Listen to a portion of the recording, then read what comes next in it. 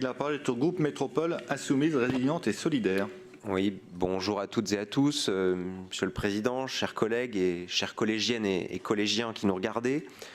Alors que le monde agricole s'était mis en mouvement lors de notre précédent conseil fin janvier, et comme dans le monde médiatique, un fait d'actualité en chasse un autre, voilà qu'on ne parle déjà plus des paysans et de leurs justes et nécessaires revendications.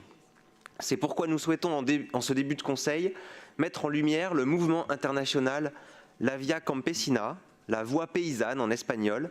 C'est un mouvement qui coordonne les petites et moyennes structures paysannes. Ce réseau milite depuis 1993 pour le droit à la souveraineté alimentaire. Et ce qui nous intéresse particulièrement, c'est leur appel de juillet 2022 à construire un mouvement mondial contre toutes les guerres, pour la paix et la solidarité. Je les cite.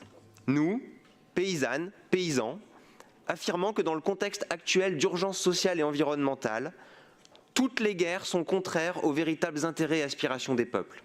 Nous voulons semer la paix. Nous sommes fatigués de la soif de pouvoir des décideurs de ce monde qui détruit la planète et nous condamne à la misère. Nous voulons récolter la paix et la justice sociale. Il est temps de mettre toute notre énergie dans la construction de sociétés plus justes et plus solidaires. Nous voulons construire la paix et la justice sociale. Les seules guerres qui valent la peine d'être menées aujourd'hui sont celles contre la pauvreté, la faim, les crises du climat et de la biodiversité, le racisme et la violence contre les femmes. Fin de citation. Et compte tenu de la gravité de la situation au niveau international, toute parole publique pour la paix est la bienvenue. Et si certains pensent ici que notre Conseil n'est pas le lieu pour cela, nous pensons tout à fait le contraire et que toute parole publique devrait commencer par un appel à la paix, depuis le Président de la République jusqu'aux 35 000 conseils municipaux de France. La paix, qui est une aspiration de tous les peuples, notre groupe politique la souhaite en Ukraine, en Arménie, en Israël, en Palestine, pour stopper l'horreur et le génocide à Gaza. Nous la souhaitons partout dans le monde. Et en particulier pour Gaza, je vous cite quelques extraits récents de l'audition par le Sénat de médecins humanitaires. La famine n'épargne personne. 2,2 millions de personnes sont en risque de famine. Action contre la faim ne parle même de jamais vu. Famine d'un côté et insalubrité totale de l'autre. 80% des ménages n'ont pas accès à l'eau salubre. 90% des enfants sont atteints d'une maladie infectieuse et la population n'a accès qu'à 15% de l'aide alimentaire. L'ONG Action contre la faim estime n'avoir jamais vu un tel niveau d'horreur.